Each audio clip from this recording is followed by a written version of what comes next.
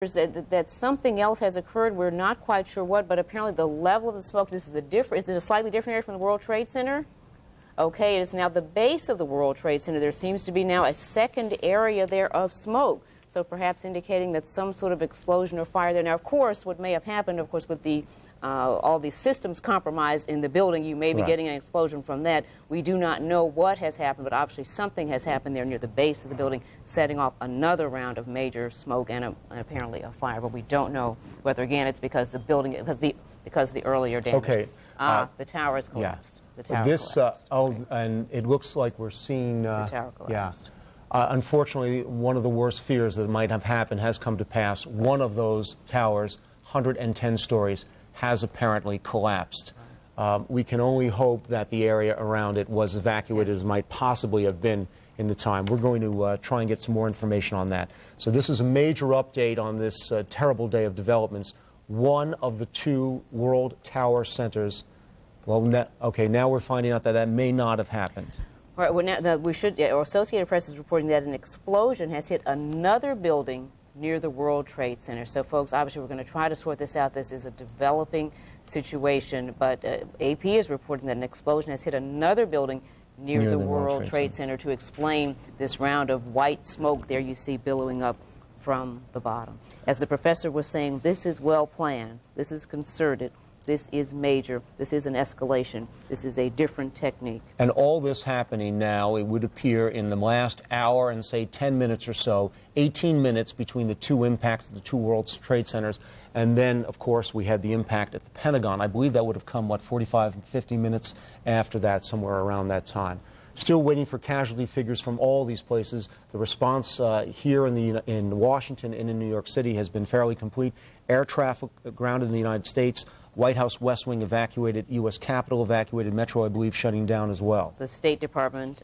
And Treasury also being evacuated at this point. It certainly would not be surprising if they decide to go ahead and send the federal workers home.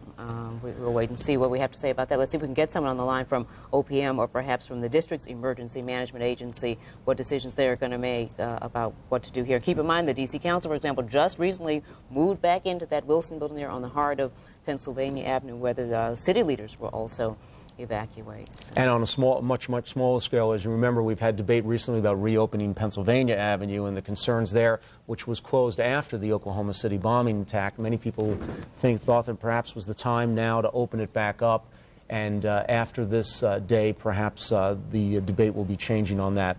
We are awaiting the latest updates on the situation with things happening almost too fast and furious for us to report. I do want to mention how we now have a report out of Chicago that the Sears Tower is being evacuated. Now, keep in mind, at one point, this was the world's tallest building. It is still one of the world's tallest buildings. So word now that they are evacuating, perhaps just as a precaution. Has there been any particular threat against the Sears Tower that we're aware of that is being evacuated, perhaps just as a precaution?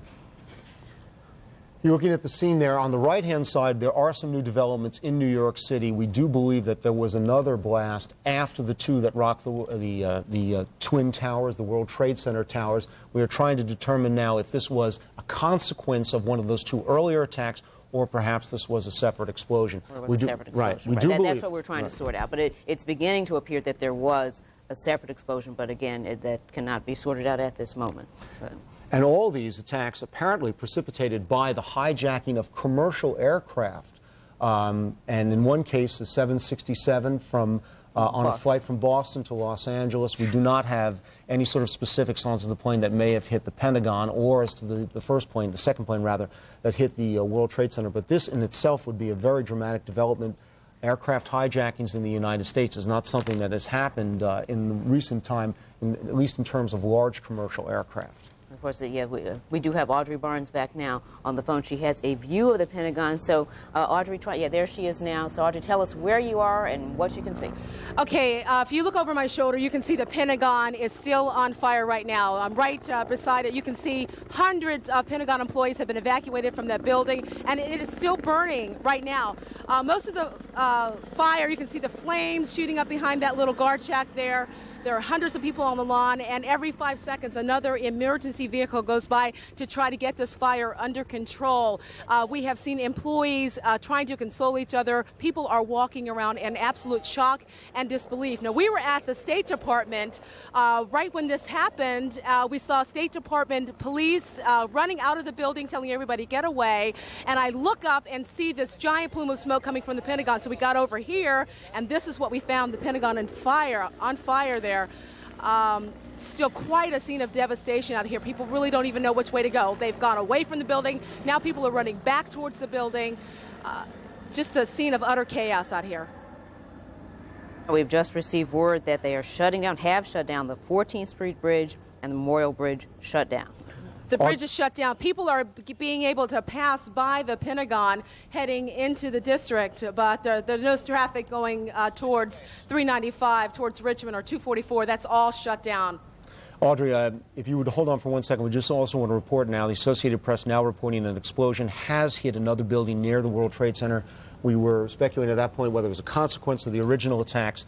Now it appears to be another explosion hitting another building near the World Trade Center. Audrey, with regard to the Pentagon, the reports that we have received is that the plane may have impacted on that helicopter pad, and there's a small control tower there set up on that side of the Pentagon near where you're standing. Can you see any of the wreckage itself? Can you confirm that, or does it look like it actually impacted the building itself? It is not on top of the building, and your description of a helipad seems to be what I'm hearing from people out here. And the fire crews are able to fight this fire from the ground, so it seems like most of the wreckage is on the ground right beside the Pentagon, and the smoke is just billowing from that side of the building. So that seems to fit with what you're saying about that helipad. We also have heard reports that witnesses have seen the tail end of some kind of aircraft going into the Pentagon. We are still trying to confirm that information. Also want to point out that the Pentagon, after Oklahoma City, like all the federal building security, was beefed up though primarily against ground attacks, against truck bombers, more concrete barricades, and here now we have this attack by air. And of course, we would also know that in military terms, defending against a close-in air attack is just about the most difficult thing to do unless you are standing there tracking these planes with anti-aircraft weapons at the ready. And, this is almost a very, very impossible situation to defend against, especially in the case when you're looking at hijacked aircraft with commercial markings coming in on civilian targets. Even a target like the Pentagon, certainly not a civilian target, but a national security target. Very, very difficult situation to defend against as we follow these develops. Audrey, are you still there with us? I'm still here. I'm watching the scene from here. What are they trying to get people to do? Are they just, at this point, moving them out into the outer reaches of the parking lot? What are they trying to do with traffic and with the people coming out of the Pentagon? Okay, there's several hundred people that are still on the lawn of the Pentagon. It looks like now emergency crews are gathering everybody together, trying to get people in one big mass, and they're now walking towards the camera away from the Pentagon across the street on the lawn there. The road is shut down. Most of the people are on the other side in front of the Pentagon building. But at this point, it looks like there's a concerted effort to kind of gather everybody together and get them away from the Pentagon building. And there's still a pretty major fire. I mean, I see flames shooting up like 20 feet into the air, still on the grounds of the Pentagon. So this is far from under control right now. Yeah, describe some of the equipment you can see. Where are they from? Who is responding to this at the Pentagon? What can you see? I see, I would say, 20 different emergency vehicles, ladder trucks. I see plumes of actually fire hoses on the ground going, shooting at the Pentagon building in large volumes of water. You can see some now in your shot. Several volumes of water coming up there as they try to fight the fire. And Audrey, are you within shouting distance of any of these workers, or are they keeping reporters back a distance from the workers who are out of the building now? I'm going to try to get some people to come over and talk to me from across the bridge. They'd have to. There's like 6 lanes of dividing us. Right. Let's go back to New York City for a second. The latest reports now from the Associated Press does say that one of those towers, this is World Tower Center 1, the second tower hit, has collapsed. And now that's the second tower, and we believe that was the one hit higher up. We do not control this camera. It is from New York City. But the Associated Press is reporting that the second tower has collapsed. We don't know if that's a complete collapse, a partial collapse, or whatever. We hope to see it soon. Once again, you're looking at Tower 2, and this was the first one hit just after 9 o'clock this morning. The collapse certainly would not be a surprise given the level of damage in the fire and the fact that firefighters were unable to fight that fire because it happened so high up on the building. So it certainly would not be surprising if there is a collapse, partial or total. And once again, on the left-hand side of your screen, you are looking at the Tower 2, the first one. This is all New York now. Michael, if you can hear me, we just heard another explosion down at the Pentagon building. We just heard another loud explosion down at the Pentagon building just seconds ago. That's our Audrey Barnes, who is standing nearby the Pentagon, saying they heard a second explosion. Audrey, did you see anything, since these other attacks have been aerial, did you see anything flying overhead just before this explosion? We can't see exactly where the source of the explosion was, but you could hear it very clearly with a loud boom. And I'm looking for another plume of smoke. I don't see anything right now. It might be still in that same general area where the fire is burning right now, but you could clearly hear another loud explosion. I'm being told from people on the scene that in Crystal City, a gas station is involved in a major fire there as well. A lot of fire equipment is being diverted to that scene as well. So this whole area, you can just see there's emergency crews still continuing to come here every second. Yeah, we should point out for people who are not familiar, Crystal City, of course, is very near National Airport, very near the Pentagon. It's this very modern sort of enclave with lots of high-rises and shopping center there. So you're hearing now that there has been some sort of incident at a gas station in Crystal City. Is that correct, Audrey? That's what I'm told. I'm told a gas station in Crystal City is fully involved in a fire. We just heard another explosion, and just from my vantage point, it did not appear to come exactly from the Pentagon, like perhaps a little bit across. So I can't tell you what it is. I'm still looking for a plume of smoke. I haven't seen anything new from this vantage point. So, Audrey, you think that there's a possibility that the second sound that you just heard did not come from the point of impact or the Pentagon itself? It didn't sound like it, but it was clearly a very loud explosion in this general area. And given the proximity of Crystal City to where you are, it perhaps might have come from that vicinity. Right. It's very near the Pentagon. I can't tell you exactly where, but it was a loud boom right at the Pentagon. Audrey, from where we're standing, from where we're watching, rather, it appears now we can start to see the shell of something there. Can you have any better vantage point on what may have, on an aircraft, see any wreckage at all now? It seems like the smoke is dissipating to a certain extent. From what witnesses have said, they saw the tail of some type of aircraft go into the Pentagon building. I'm still trying to confirm that from somebody who's on the scene, but there's a couple of people who are coming from the Pentagon building that I'd like to see if I can get some information about that. Sure, we'll give you a second. People are really in shock out here. Oh, well, I'm certain of it. Just can you describe, the expressions on their faces? We do want to give you a chance to try to talk to people what they were doing, what they heard, what they saw. But from what you can see, you just describe the looks on the faces. Okay. Here, I'm just waving a gentleman over who was were you inside the Pentagon building when that happened, sir? Okay. First of all, tell us what you saw. You're talking with Fox 5. What did you see? I was in the remote delivery facility, which is the area where they process incoming deliveries and so forth. We heard an explosion, and then about 10 minutes later, something came over the announcement saying to evacuate the building. So all we heard was an explosion. Nothing dropped in the ceiling or anything in the RDF, which is this building right here. I understand a plane has hit the building, so.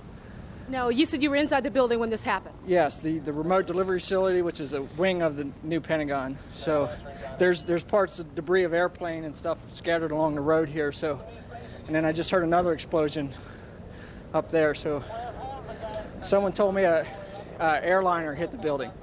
So anybody describe the plane to you? How large was the plane that hit the Pentagon? It was a commercial-sized airliner. I'm not sure how big it was. The gentleman just said he was setting on 95. Plane flew very low over his car and hit the building and blew his windows out of his vehicle, and he was on Interstate 395. So looks like everybody's in shock. It's unbelievable. It's a dark day, very dark day, and I just heard an explosion back over that way. I'm not sure what that was either. So I'm just trying to get home to my family and try to let people do what they need to do here and try to get people out of the way and let the emergency people do what they got to do. What are they telling employees now? Did they give you any information over there about what you should do? No, they actually have. I was inside here. They have the gates locked. I was able to jump over the gate to get out. They're not opening the gates. I don't know why. I'm sure it's a security concern, but they stopped people from climbing over the fence. So I was able to get out, and I was just going to walk down. Somebody was yelling for help, that they needed help, so I was trying to get down there, and then the security people were moving everybody back. So they must. Did you see any fatalities at all? Anybody no, hurt? I could not see. All I could see was I couldn't even see part of the airplane sticking out of the building. Apparently, the tailpiece is sticking out of the building, according to. That's what that was? Yeah. Lark and Michael, people are telling me the Washington Monument has just been hit. We're still trying to confirm that. We all heard the same loud boom out here, and we're now just kind of looking to see what it was. Okay, so obviously, Audrey, we'll be looking into that, or report someone in the background. We could just hear them telling this, to the other gentleman that perhaps something has happened at the Washington Monument. We will obviously try to get you some information on that. So we're monitoring the situations there as they develop here. The situation at the Pentagon with the plane apparently now being described by witnesses as a commercial-sized airliner crashing at least very close to it. And there we see the U.S. Capitol, which has been evacuated, and you can see it there. And further down on the National Mall, we are going to check out. We're going to try to get a picture of the monument if we can. Right. We're trying to get a camera in position to do that. But as that gentleman just said, a dark day. It is a dark day. We also do have some confirmation and more specifics now on what we had been reporting about the possible collapse up in New York City, one of the World Trade Centers, but it's being described now as a partial collapse. And of course, that building was hit on a much lower level than the first impact, which came on the other one tower at the 90th floor. So this was hit on the 50th floor. It's being described now as a partial collapse. I believe we are seeing, is that New York City on the right-hand side? And this may be one of those towers. And do you see our situation here? Let's just bring you up to date in case you were just joining us, or if you're trying. Now, let's see. Is this a live picture of the monument here? Live picture. And we do see. So this is a live picture of the monument. So can we bring that forward so we can get a better view of it, if possible? Thank you very much. See if there's anything that appears to be happening at the base. Certainly does not appear to be anything happening there. So let's hope that that is the case. You're seeing, what you're seeing there is a slight smudge, but I believe that is on the lens of our camera. You can see two smudges, one to the upper left, one in the center. It just happens to be located on the monument, but we don't want to unduly alarm anyone. That's correct. There's enough to be alarmed about. Let's just sort of go through what has happened here. Just before 9 o'clock, New York City, a plane crashes into the World Trade Center. 9:03, a second plane, clearly a large plane, now believed to be a 767, smashes into the second tower of the World Trade Center. Then here in Washington, smoke at the Pentagon. Turns out some sort of a plane. Our initial reports said a helicopter, but something crashed into the Pentagon or near the Pentagon, enough to set off major fire and explosion, resulting now in major evacuations in federal buildings around the city, and air traffic in the country has been shut down. The Associated Press now reporting that a portion of the Pentagon has, in their words, collapsed. And we're going to get much more specifics on that. This is the initial word from the Associated Press. We have no idea the extent of any such collapse as it may take place. So it does appear now it was a direct hit. It does appear that it was a direct hit. Hopefully, the damage, though, might hopefully have not been as bad as it had been hitting in the center of the building. Audrey is on the scene there, and we'll try to get some more information from her if possible. Also, in addition to that, the response of the government has been swift and immediate. Air travel basically grounded in the United States. We're going to go back now to Audrey Barnes, who has another eyewitness to the Pentagon attack. Audrey. Michael, I have a witness who was inside the building when the Pentagon. Tell me what your name is, sir, and where were you when this happened? My name is Lieutenant Colonel Battle, Terry Battle. I was in a meeting inside the Pentagon when we heard a loud boom. Was basically all you could say. We were in the middle of a briefing. Loud noise went off. Everybody started clearing out of the building. At that point, what did you think had happened, or whatever you heard happened? I'm not really sure. We've been through these kind of drills before on evacuation of the building, so initially just thought it was an evacuation. But then once we got outside, clearly, as you can see the black smoke rising, we recognized that it was something very serious. Witnesses describe a commercial airplane was actually what hit the Pentagon. Is that what you've seen from closer up? I don't know. I was inside the building. I'm not sure what happened. I've heard the reports that are coming out, like everybody else, that there was a plane that hit the side of the building. Let's ask the Colonel to stand by for a moment, because right now the focus is on getting people Audrey's out. Mic if we can, because we do want to get to Dan Nickel with the U.S. Capitol Police. Tell us what's happening there at the Capitol. Dan. 10 minutes ago, we ordered a mandatory evacuation of the Capitol and all of the House and Senate office buildings. The buildings are now closed to the public, and we've ordered the staff members and also the members of Congress to leave the buildings. Were there any specific threats against the Capitol, Dan? No, this is a precautionary measure based on what's happening in New York and the attack on the Pentagon.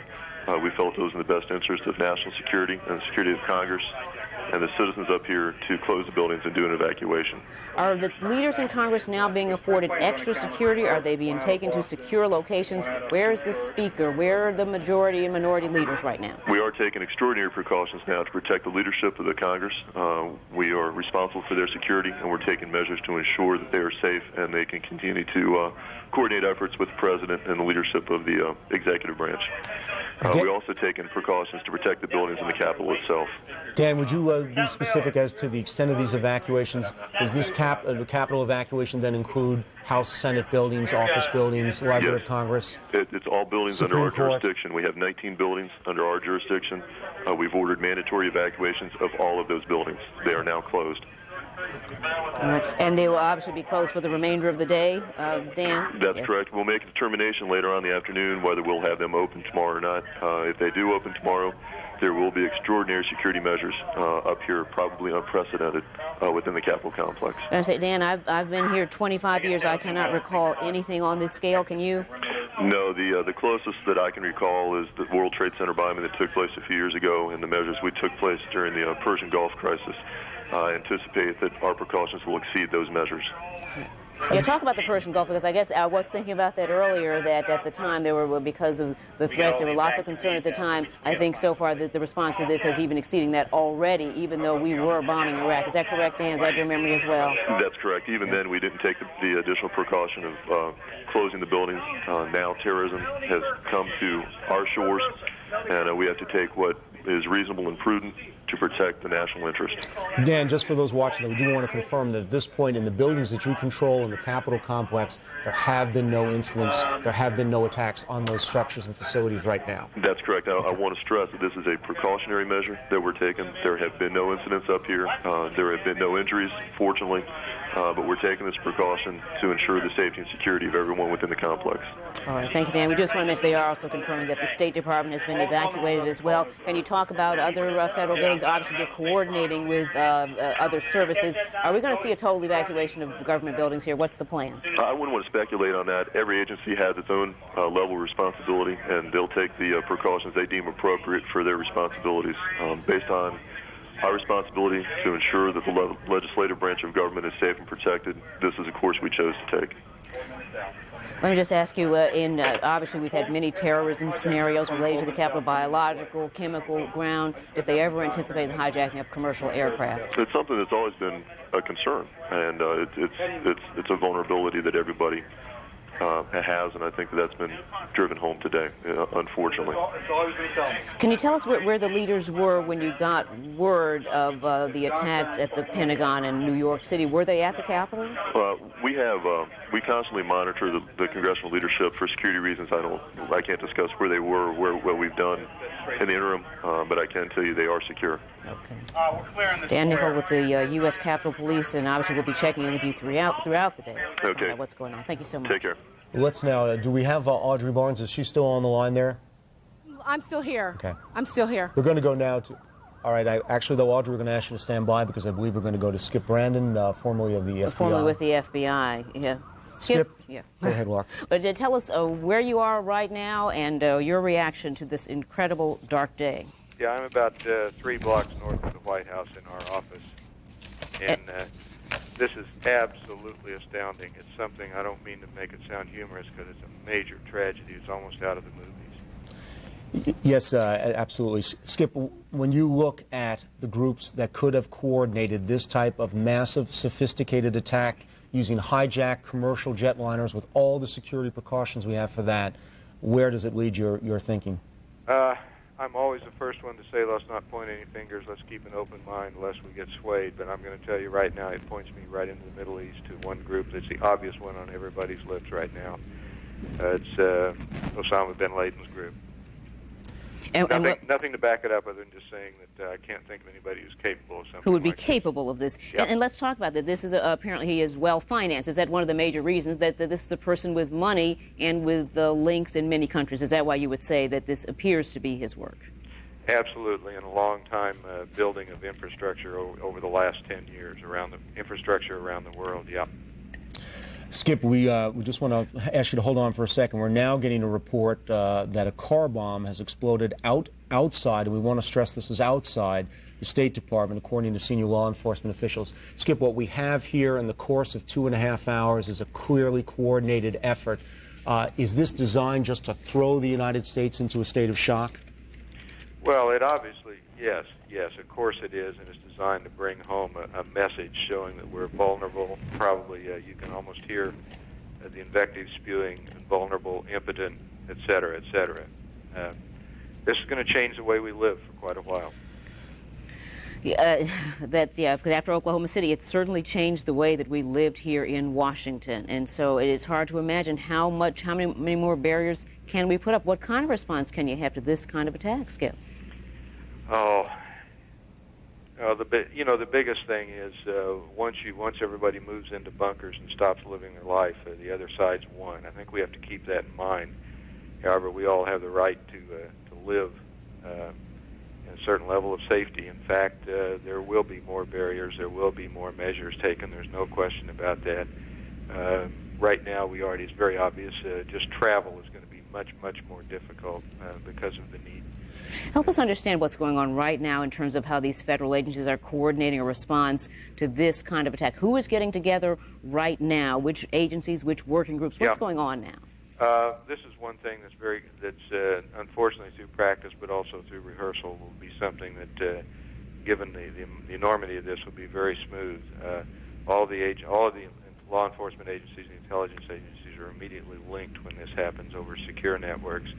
The command centers have all been activated, and they're moving back and forth. This is one thing that will be operating rather smoothly right now with good communications.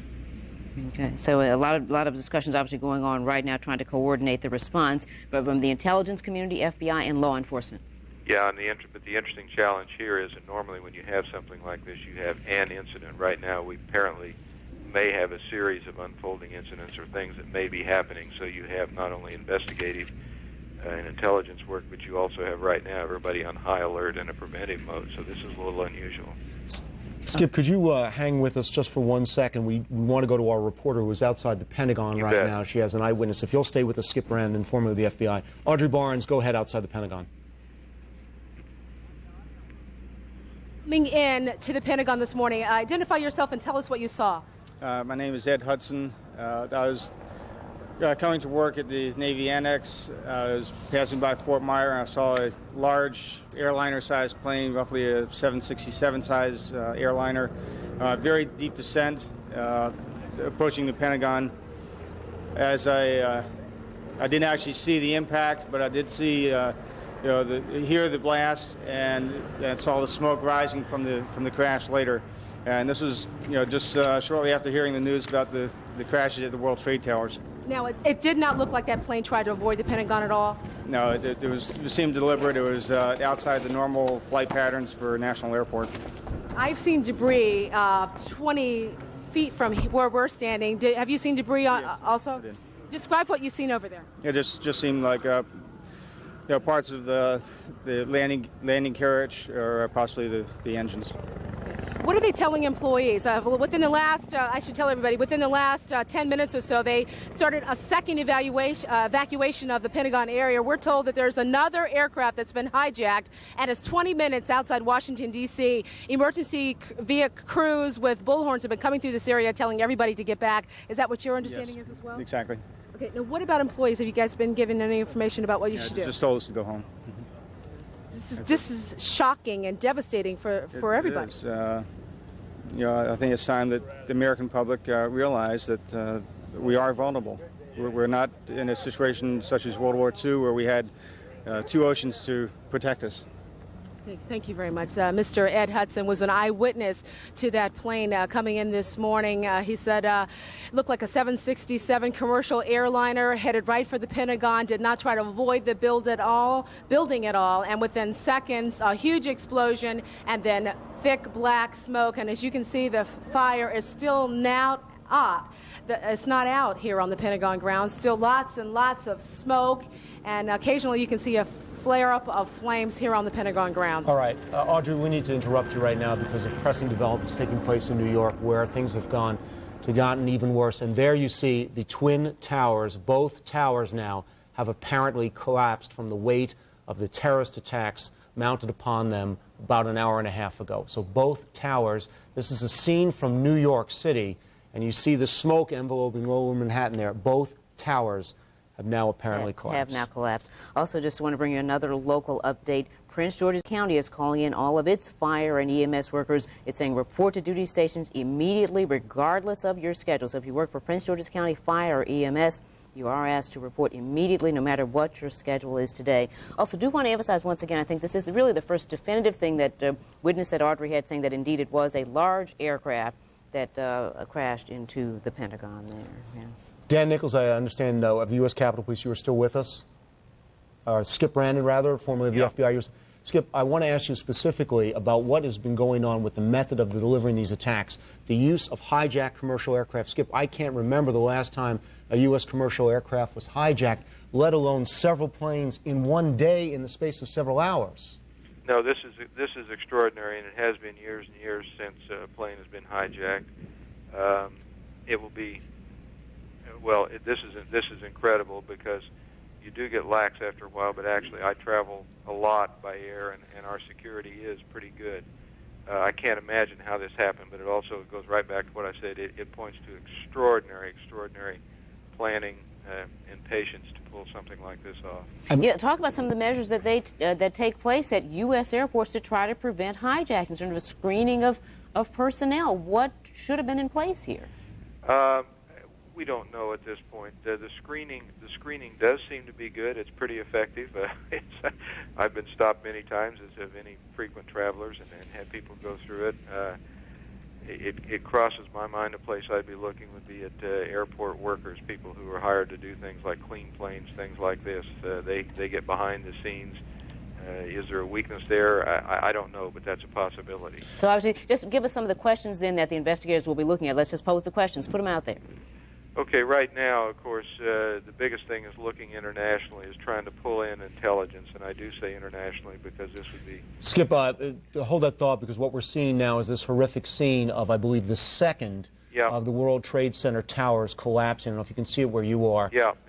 Just an unbelievable occurrance, a horrific occurrence. Just want to let viewers know what they were seeing there. This is tape. Yeah, this from is New York City, from New York City. Second World Trade Center collapse. And believe me, as we switch back and forth, we will try to put locators up to keep you from being confused, but we just wanted to show you that very dramatic video of what happened there in New York City. Skip, even things such as locking the cabin doors. You can't get into a cockpit door in a commercial jetliner. You know, you shouldn't be able to, but I've noticed them open. Really? Yep. Okay. But then, and obviously we don't know the scenario involved. We don't know if these were rogue pilots or pilots with guns at their head, but it seems incredible that these planes, sophisticated airlines, these are the most modern generation of airliners flown by commercial pilots today, could be flown on apparent suicide missions. You know, how could this, is there a chance that they slipped pilots on, suicide pilots, trained in these sophisticated aircraft? This is one of the questions that will be raised. It strikes me as more likely that somebody got access to various cockpits and then with basically no training just took the pilots out when they got close. You're hijacked, fly me to Washington, and then when you get close you just aim for the Pentagon. It's not hard to see. Same with the Twin Towers. And there, we're seeing another view. If we could just lose our banner on the lower third, because I think it's important to see the Statue of Liberty there. Yes. Ironic on this horrific day, as you see smoke billowing over lower Manhattan, where, up until a short while ago, the 210-story World Trade Center towers stood. Right. Well, Liberty certainly weeps today. No question about that. But still standing. Yes. Yes. Yes. Skip, in terms of what's going to go on in terms of a military response today, obviously we don't know who to respond to. What's going to be happening? We're assuming U.S. forces worldwide on their highest state of alert and readiness immediately. What will go on beyond that? Immediately, it's going to be an awful lot of review and collection of intelligence and intense pushing of assets around, what we call assets around the world, people who might have information. That's what the major effort will be. Along with, and I say, unusually enough, we usually have these and nothing else is happening right now. Everybody's on a highest alert, and there'll be a lot of defensive actions. Skip Brandon, former FBI special agent, stand by with us. We're going to go back to our Audrey Barnes, who is on the scene there near the Pentagon. Audrey, give us an update. The update is police are here right in front of the Pentagon, not letting people get any further than this point. They're saying that another plane has been hijacked, and at this point it is now 10 minutes outside Washington, D.C., and police are telling me reports are that plane may be headed to the district, and they're speculating that it may actually be headed back here to the Pentagon. All Pentagon employees have been evacuated from the area. Hundreds and hundreds of people have been ushered across the bridge and out of harm's way. As you can see, there are perhaps 50 different emergency vehicles still on the scene here. The fire is not out. Eyewitnesses tell us it looked like a 767 commercial aircraft that crashed into the Pentagon building this morning. There are bits of debris of that plane scattered across 27 across the lawn of the Pentagon into the woods. A couple of joggers said they even saw debris. Audrey, let me break in. Let's the area. Focus for a second on this developing situation. Help us sort out who is saying what, who is saying that another plane's been hijacked. Just sort that out. Here, there's Take your time. Excuse me, officer. Can we talk to you for a second? That officer is the car just tried to sneak by here and is headed to the Pentagon building, and they're telling everybody, let's see if I can get him to update us on exactly what the situation is here. Officer, we want to just find out what the situation is. We're told another aircraft is coming towards the Pentagon. We have another threat, ma'am. That's all I can say right now. Plane 10 miles outside of Washington? I don't know, ma'am. Okay, that's all we Audrey. can get. But we're told that it's about another plane about 10 minutes outside Washington. They're trying to keep everybody out of this area at this moment. We're on 27. Nobody's getting past this point. So that's the latest here from the Pentagon. Audrey, we want to ask you to stay as safe as you possibly can. Right, yeah. And we want you to ask you to watch the skies and see what happens there. Skip Brandon, in this situation, I know you're an FBI specialist, not a defense specialist, but you've got to think at this point you either have to scramble fighter aircraft, if you still can, and shoot the plane down, or at the Pentagon, no doubt there are anti-aircraft weapons available. They're going to have to get them out and target this aircraft. This is a god-awful choice, isn't it? Right, and you know, we talked about the situation when recently there was a plane in which lost pressure and was allowed to fall to the earth near South Dakota. People speculating maybe they would have to shoot this down. They said that never really happens. This is a case where you may have to make a very, very difficult choice. Let's keep this live here. Skip, stand by a second. Yet another development out of New York City. Wall Street, New York Stock Exchange has suspended trading. We'll make a decision about whether to shut down for the entire day. The NASDAQ is still considering an 11:30 a.m. opening. Now, obviously, this comes at a time of a lot of economic uncertainty when the NASDAQ, many people are saying, has been taking a dive. The New York Stock Exchange has lost. So this, again, could have an impact on the economic situation in this country, which already many people said was heading in the wrong direction. I just wanted to note that this is also having an impact literally on Wall Street. Now, Audrey, from where you are standing now, where police have told you there is another threat, are you seeing anything there in the way of preparations, besides the fact that they're trying to move people away from the building to safer ground? What can you see, and are you seeing anything in the way regarding this second possible threat? What I see is a line of emergency vehicles lining the Pentagon. There's lots of fire trucks, kind of in a barricade around the Pentagon building, kind of standing back at this point and watching to see what happens. There's not too many people closer than we are milling around. They did a pretty good job of evacuating people out of the area, but right now it's kind of a wait-and-see attitude. Lots and lots of emergency vehicles, but no real plan from what we can see. We don't see sharpshooters on top of the building or anything like that at this hour. We should also point out that aircraft are landing at Dulles. They're obviously letting aircraft that were in the sky when these incidents happen land. They're running short on fuel. International flights, we believe, into the United States are now being diverted to Canada, according to the wires. So international flights, which are out over the water, are being landed in Canada, not in the United States. Skip Brandon, if I may ask you... Before we get back to Skip, we do just want to emphasize that we are obviously trying to get more information on this, but the current threat that Audrey Barnes is referring to is the possibility of another hijacked plane believed to be on the way to Washington, D.C. or to the Pentagon. Obviously, we were trying to find out hijacked from where, what type of aircraft. The police officer wouldn't confirm. You heard him simply say to Audrey, another threat. Yes, we do not know the exact nature of the threat, but the reports are they're investigating the possibility of another hijacked plane on its way to Washington. So that is the current concern. Skip, I just wanted to ask you that when the first of these hijackings took place, wouldn't that have set off a nationwide alert via the FAA? Yeah, it should, but I'm going to guess that these things may have been coordinated, and this is strictly a guess, but they may have happened virtually at the same time. Some new information coming in. Report from Associated Press of a large plane crashing in western Pennsylvania. This is according to officials at the Somerset County Airport. A large plane crashing in western Pennsylvania. So we have that plane crash. I'm sorry, go ahead, Skip. Say it again. Repeat, please, Skip. I'm saying somebody may have made that horrible decision to go ahead and take the plane down. Right, and we should point out that we don't know where this particular plane was coming from or going to, and we will find out perhaps some more whether details. it was taken down or whether, again, an inexperienced pilot who had hijacked it to crash. We will certainly be trying to sort that out. But at this point, I think the assumption will be, Skip, that it's connected to these incidents. I think right now I'd have to make that assumption. I'll also say that we just got a phone call from somebody saying they've evacuated the Capitol now. Yeah, well, that we have been reporting a while ago. We should bring people up to date because so much has been happening. Let's just take a breath here and let you know what's been happening. We did confirm with Dan Nichols of the U.S. Capitol Police, yes, indeed, they've not only evacuated the Capitol, but all of the buildings under their jurisdiction. So that would include the Library of Congress.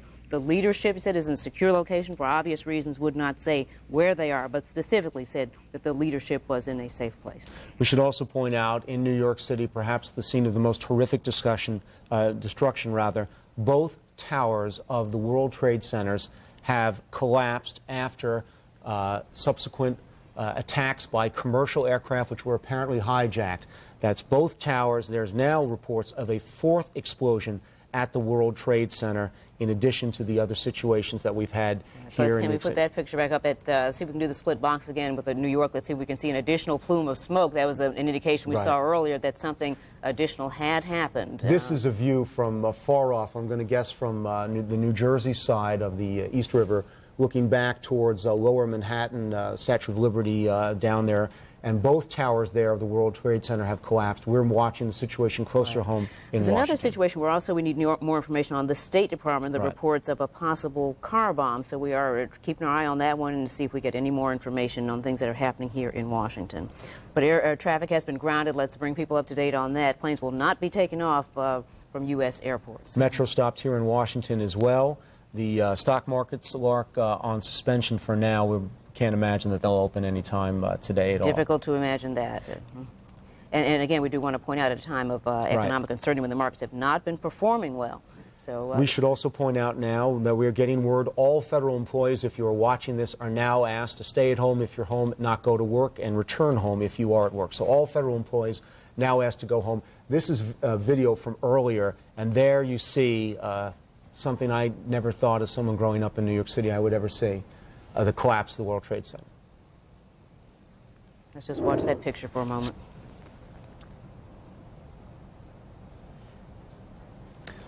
Both towers hit within 18 minutes of each other, one at the 50th floor level, one at the 90th floor level.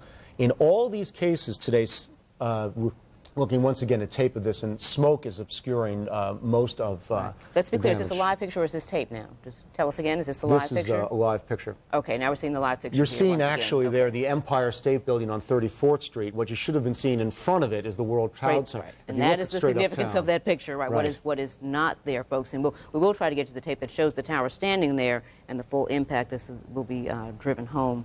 All of our guests today agreeing that these are attacks of an unprecedented magnitude. The use of commercial aircraft as weapons. So this is the tape now, and you can see the tower there in the foreground. One had just collapsed. So when we show you the live pictures, realize these towers are no longer there. 110-story towers brought down.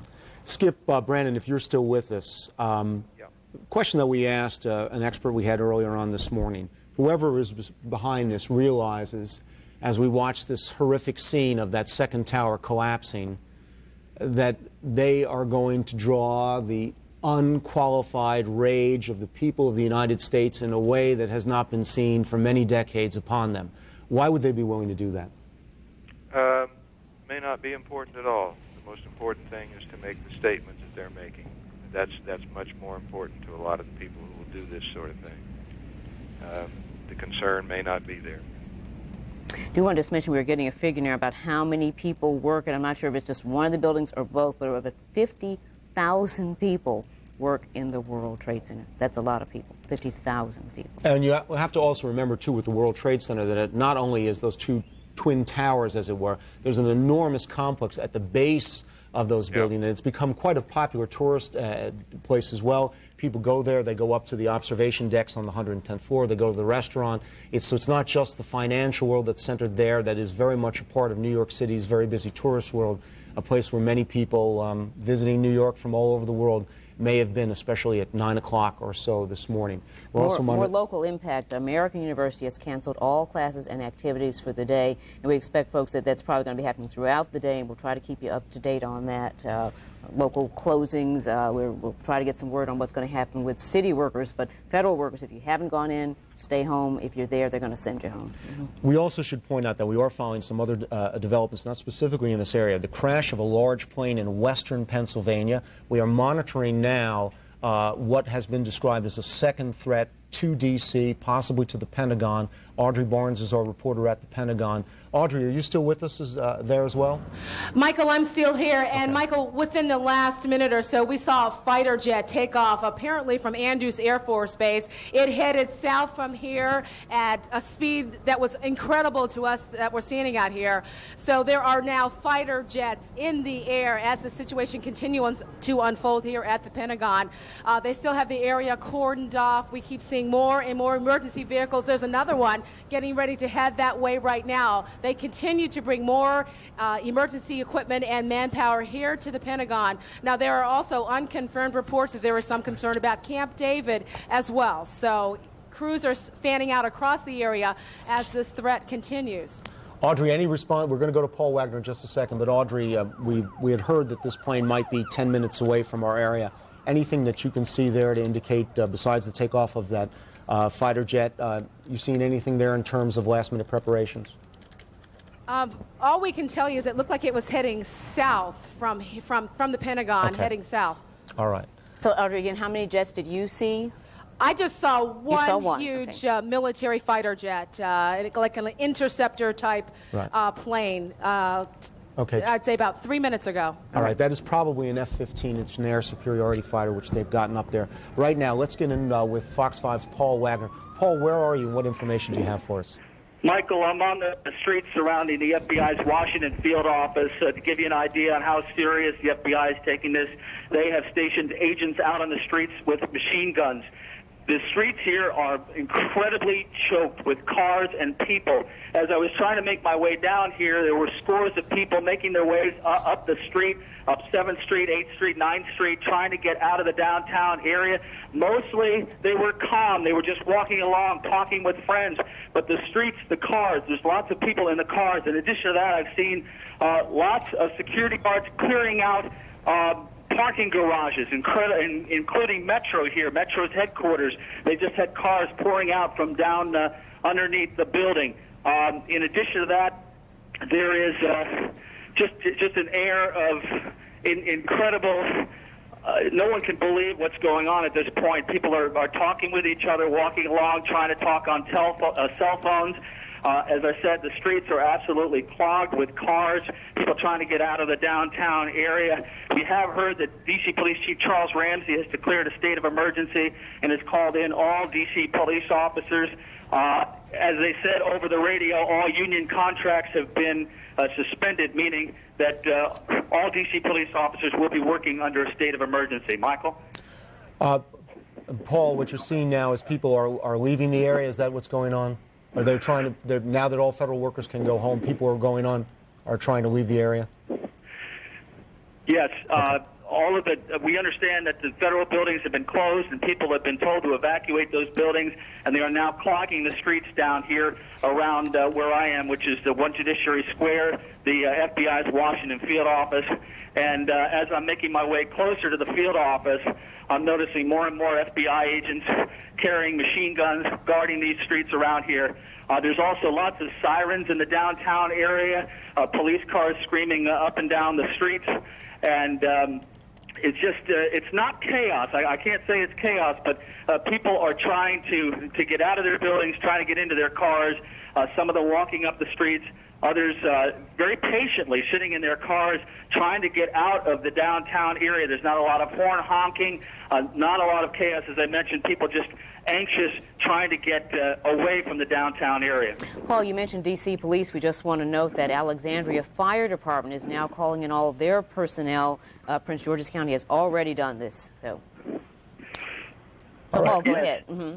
Yes, I'm sure you can imagine, Lark, that any police department in this area is going to be calling in extra resources, anyone that can come in and help and guard some of these buildings and find out exactly what is taking place here. Here's a couple of FBI vehicles now leaving the garage here.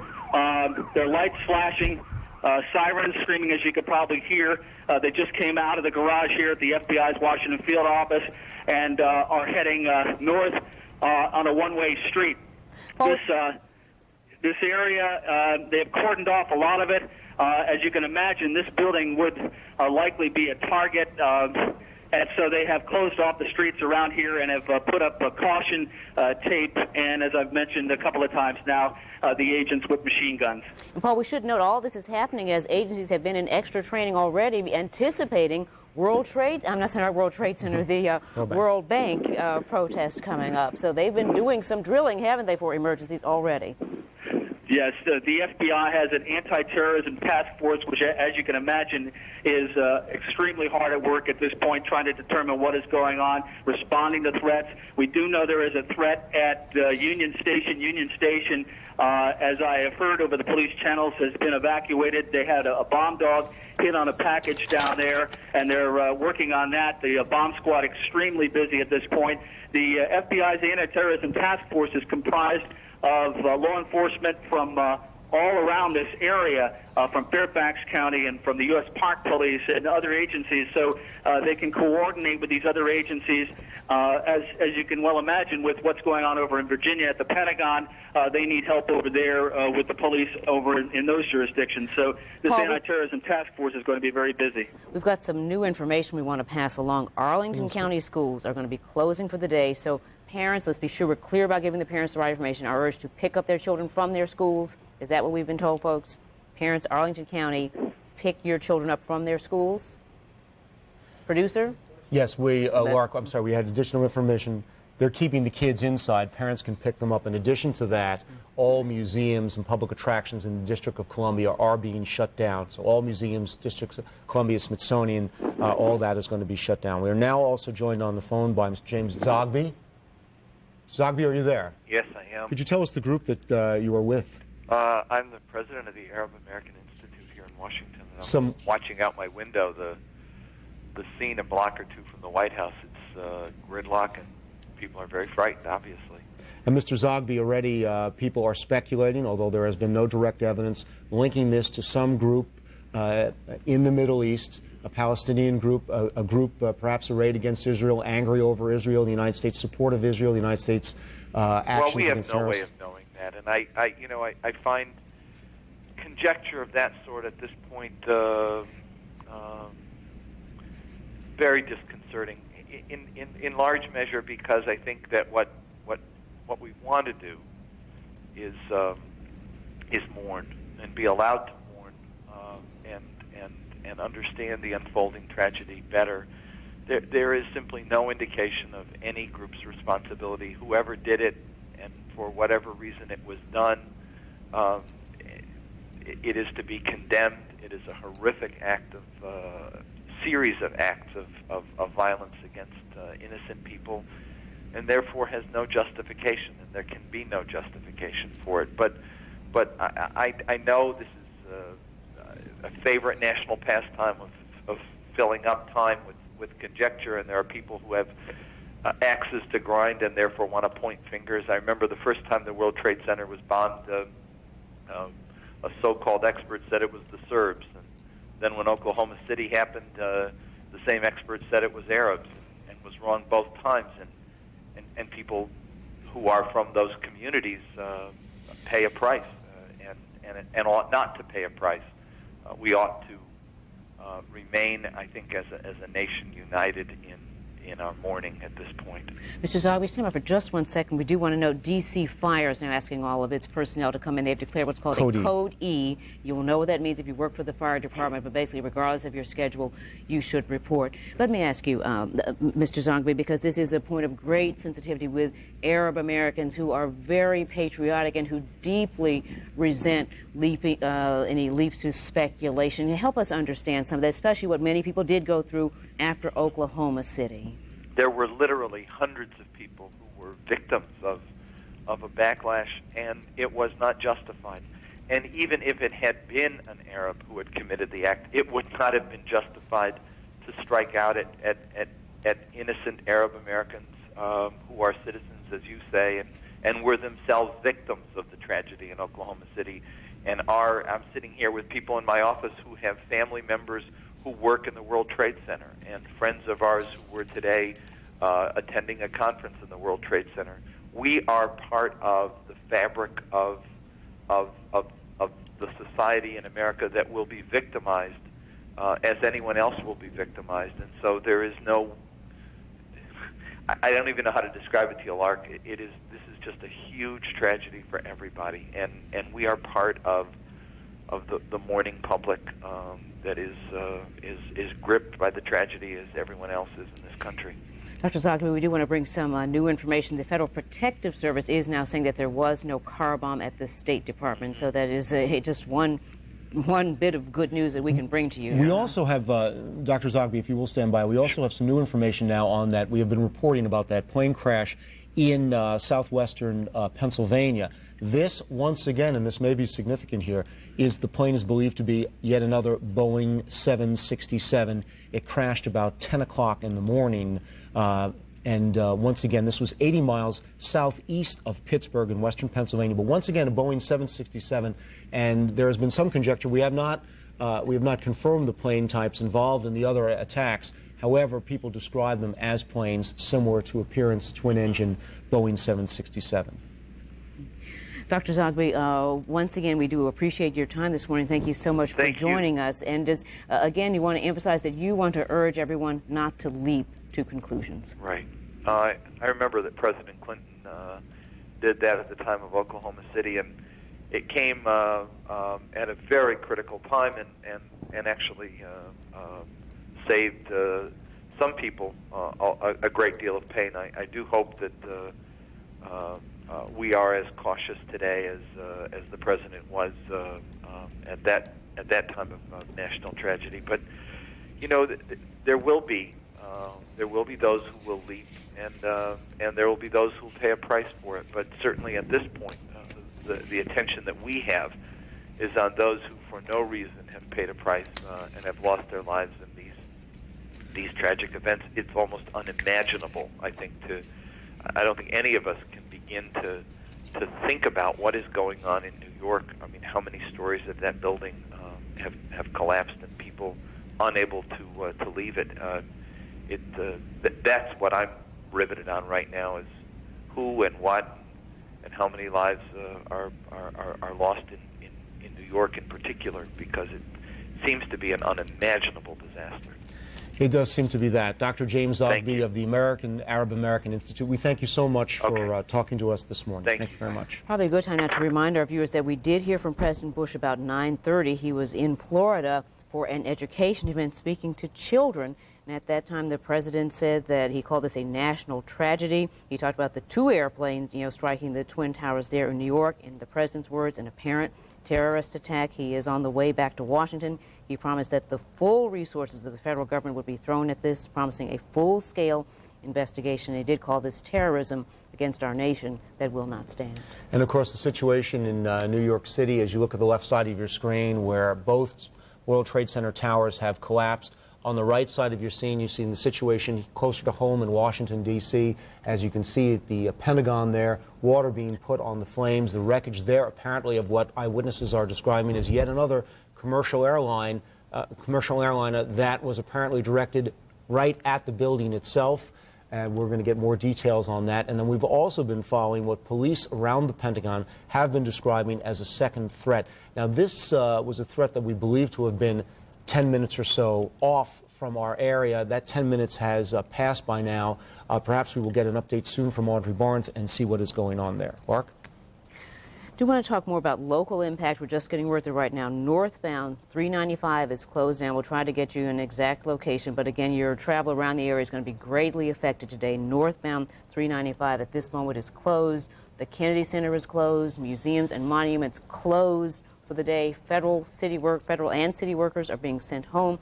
We really should try to get the council chairman on, or the mayor. Let's talk about the local responses if we can. Try to get Peter Laporte on to talk about the city's response to this tragedy. Of course, being the nation's capital, there are many potential targets in this area. All